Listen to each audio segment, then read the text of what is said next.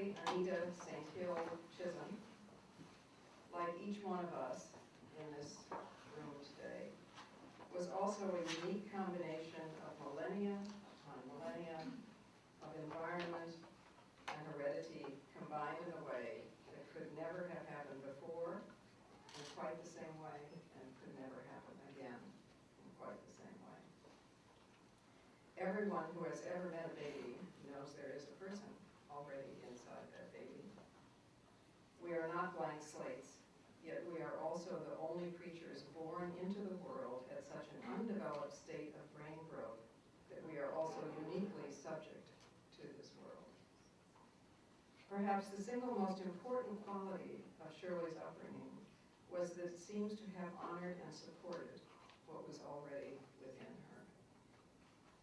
This early life helps to explain the young woman who achieved so much at public high school in Brooklyn that she was offered scholarships at both Oberlin College and Vassar College.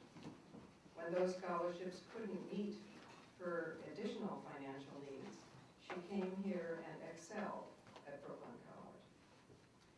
It helps to explain her excelling in education as a profession, one of the few fields open to an educated black woman in the 1940s.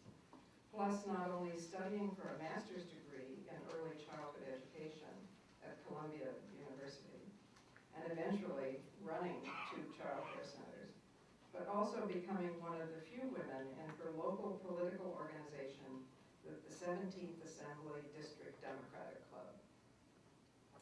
There she experienced condescension from African American male leadership, and also learned that because of the racial gerrymandering of her congressional district, there were more African Americans in Bed-Stuy than there were residents of all races in many, many major cities, yet they had no representation at all in Congress. It helps to explain why, when disagreements with the male club leadership became too great in 1960, Shirley did a very Shirley thing. She formed an alternate organization, the Unity Democratic Club. Then in 1964, she ran and won an election to the New York State Assembly, becoming its only woman and one of only 8 African American members. However, I don't mean to imply, and Shirley would never imply, that she or any one of us in this room can accomplish such feats alone. We are communal creatures. There, inside her, was a straight-backed little girl from Barbados. Inside that 44-year-old underfinanced female candidate, there was that little girl who pulled up in a sound truck outside housing projects and announced to all within many blocks, "Ladies and gentlemen, this is Fighting Shirley Chisholm coming through."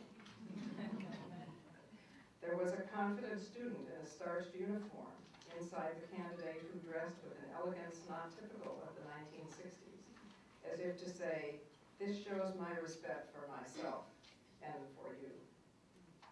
There was someone who knew the importance of belonging in the Bajan-accented candidate who addressed the crowds of Hispanic voters in fluent Spanish. But Chisholm was the only new elected woman of any description to enter Congress in 1969.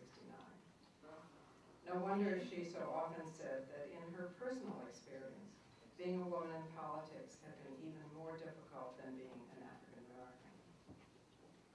This was the brave and inspirational woman who entered my life when I began to read about her singular presence in Albany and wonder, who is this woman? And then to support her in her race for Congress. This was the Congresswoman who became a key founder of the National Women's Political Caucus in 1971, along with Congresswomen Bella Abzug and Patsy Mink. Having climbed a tenuous ladder herself, she not only didn't pull the ladder up behind her, she strengthened it and she extended it. This was the exacting woman who made me feel that I should mind my P's and Q's and perhaps rethink my blue jeans at NWPC meetings. If you note in photos of our founding press conference that I was wearing a dress, it was entirely due to